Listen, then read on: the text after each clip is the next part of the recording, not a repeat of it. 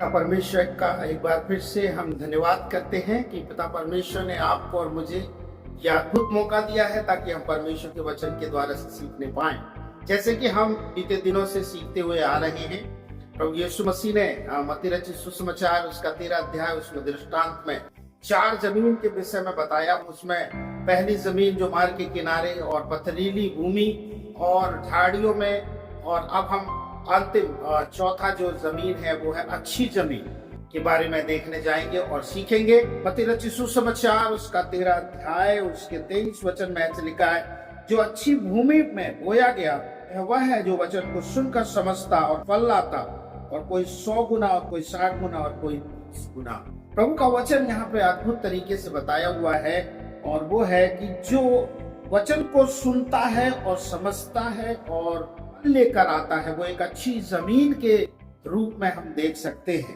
प्रभु यीशु मसीह ने जो बीज बोने वाले का उदाहरण दिया था, दृष्टांत दिया था, और बीज जो है मार्ग के किनारे में गिरे, पथरीली जमीन में गिरी और झाड़ियों में जाकर गिरा वो वचन, और अंत में जो कर गिरा। और अच्छी जमीन के विषय में सब जानते हैं, जहाँ अच्छा है वहां तो कुछ भी बेकार नहीं है, कोई भी ऐसी चीज नहीं है, वहां अच्छा ही होगा। और इस बीज भी जब गिरा वहां पे, तो बहुत ही अद्भुत वहां पे लिखा है, यीशु मसीह ने कहा कि जो वचन को सुनता है और समझता है और फल लेकर, ऐसे विषय में बताया हुआ है। एक अच्छी जमीन जो है आज कलीसिया में पाए जाते हैं, और ऐसे लोग जो है अच्छी जमीन पाए जाते हैं, प्रभु के वचन को सुनते हैं, समझते हैं और फल लेकर आते हैं।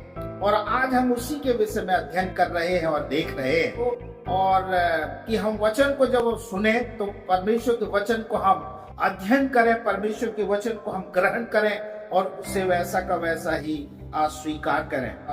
मरकुस रचित सुसमाचार उसके 4 अध्याय में हम देख लेते हैं। वहां एक बात जो है इसी के विषय में पाई जाती है, जो मैं आप लोगों के सामने में रखना चाहता हूँ। वो ये है, तो अच्छी भूमि में बोए गए वे ये हैं जो वचन सुनकर ग्रहण करते हैं और फल लेकर आते हैं। ये आप लूका रचित सुसमाचार में जाएंगे, और लूका रचित सुसमाचार में उसके 8 अध्याय को जब हम देखेंगे, 8 अध्याय उसके 15वें वचन में, अच्छी भूमि में के वे हैं जो वचन को सुनकर भले और उत्तम मन से और धीरज से फल लेकर आते हैं। यहाँ भी वही बात को बताया हुआ है। जो अच्छी जमीन है वहां पे, जैसे कि हमें सुनाई दे रहा है कि अच्छी जमीन है, वहां पे कोई पत्थर नहीं है, कोई झाड़ी नहीं है, मार्ग के किनारे वाला भी जो परिस्थिति नहीं है, लेकिन एक अच्छी जमीन है।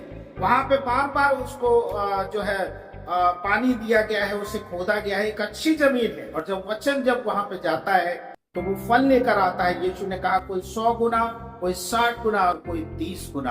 प्रभु के वचन को जैसे हम देख रहे हैं, हमने मरकुस में देखा कि वो वचन को ग्रहण करते हैं और फल लेकर आते हैं। हमने लूका में देखा और 8 उसके 15 में कि वो वचन को सुनकर अपने भले और उत्तम मन में संभाले रहते हैं, और वे फल लाते हैं, धीरज से फल लेकर आते हैं। तो परमेश्वर का वचन जो है हमें बताता है कि हमें परमेश्वर के वचन के अकॉर्डिंग काम करना है, और उसके अनुरूप जो परमेश्वर के वचन में बताया गया है, सिखाया गया है, उसको हमें करना है। साथ और एक वचन को निकाल लें, याकूब की पत्री जो है उसका 1 अध्याय में हम देखते हैं इस वचन को, और उसके 25 वचन को देख लेते हैं। ऐसे लिखा है, पर जो व्यक्ति स्वतंत्रता की सिद्ध व्यवस्था पर ध्यान करता रहता है, वह अपने काम में इसलिए आशीष पाएगा कि सुनकर भूलता नहीं, पर वैसा ही काम करता है। इसका मतलब परमेश्वर के वचन को वो सुनता है, परमेश्वर के वचन को वो मनन करता है, परमेश्वर के वचन को सुनकर भूल नहीं जाता, लेकिन स्वतंत्रता की सिद्ध व्यवस्था पर वो रात और दिन है।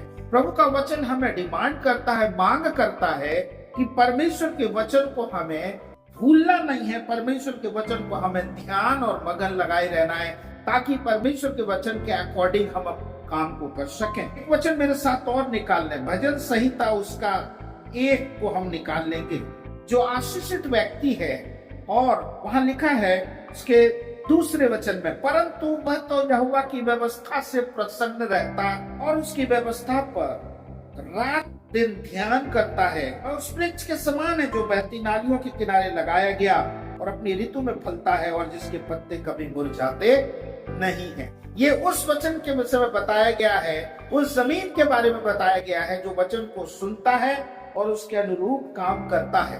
वहाँ पहली बात बताई हुई है, वचन से वो प्रसन्न रहता है, व्यवस्था पर रात और दिन ध्यान दिए रहता है, और हम देखते हैं कि उसके वचन से वो उसके अकॉर्डिंग काम करता है। और हमने देखा कि परमेश्वर के वचन को वो थामे रहता है और वो अपने ऋतु में ता है।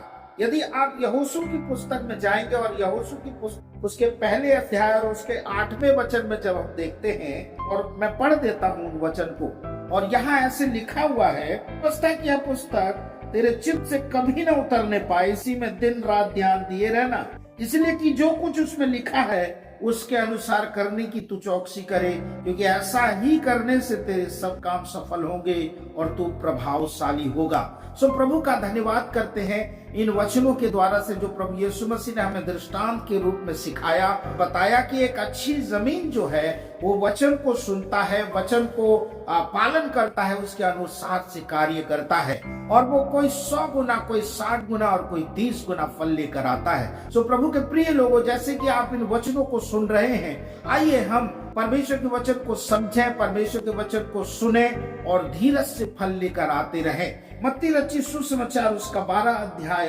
35 वचन को हम देखते हैं। भला मनुष्य मन के भले भंडार से भली बातें निकालता और बुरा मनुष्य बुरे भंडार से बुरी बातें निकालता है। वो अच्छे मन और उत्तम मन में संभाले रहता है प्रभु के वचन को, और उसके अकॉर्डिंग वो काम करता है। सो प्रभु के प्रिय लोगों, आइए हम परमेश्वर के वचन को जैसा वो बताया गया है उसे अपने जीवन में लागू करें, और परमेश्वर के वचन को अपने प्रैक्टिकली व्यवहारिक जीवन में उसे लागू करते हुए आगे बढ़ते चले जाएं, और हम फल लेकर आए। प्रभु की इच्छा है कि हम बहुतायत से फल लेकर आए, बहुतायत से हम प्रभु के लिए काम करें और प्रभु के राज्य में हम बढ़ते चले जाएं। सो प्रभु का धन्यवाद हो इन संक्षिप्त वचनों के द्वारा से।